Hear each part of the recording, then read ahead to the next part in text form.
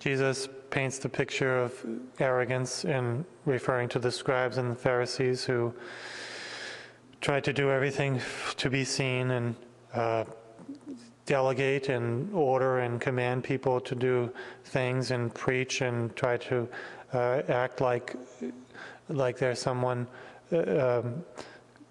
special, but they won't do anything themselves. They want everyone else to do the difficult things and do all the work, and they take all the credit, but they don't do anything themselves. This is the typical thing of pride and arrogance, that everyone else has to do the work, everyone else makes the mistakes, everyone else is responsible for anything that goes wrong, and everything good that happens is credited to the proud, to those who are very often in charge at times. And so this is what happens with pride and arrogance, and that's what the scribes and Pharisees were doing.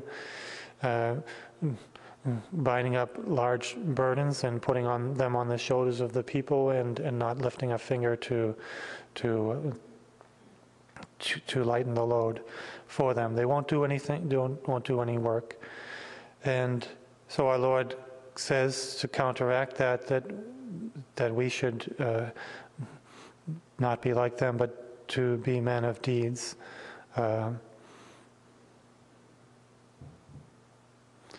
And I think that's the thing to underline, a deed. So we need to do what we ask other people to do what we command others to do.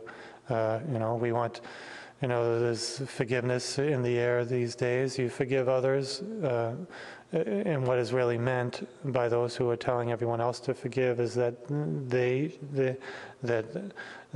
those who are telling others to forgive want to be forgiven, but they won't do the forgiveness themselves.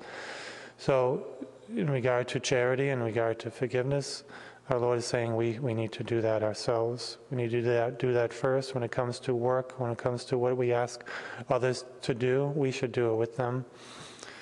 We should practice what we preach. We should do work with those who we expect to do work. And this is how we counteract our pride and tendency to lay burdens on others that we won't lift a finger to lighten.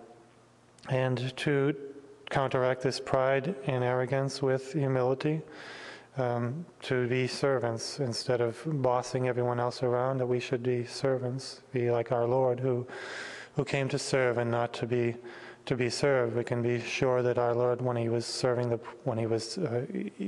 going amongst the poor, that he served them. Think of St. Louis the IX. He would wash the feet of the poor and serve them first and feed them first before he would sit down with his courtiers and eat with them. Our Lord did the same. He washed the feet of the apostles, to teach them that form of humility, to get down on your knees, to get your hands dirty, to do some hard labor. This is what our Lord is telling us to do. Otherwise, we're delegators, we're commanders, and we just sit back and take all the credit. And so our Lord is telling us that this can be the remedy to pride and arrogance, that we be men and women of deeds and practicing and working, and that will remedy our pride, that will keep us humble, and that will be the way of practicing charity to our neighbor, not laying burdens on anyone, but laying the burden on ourselves.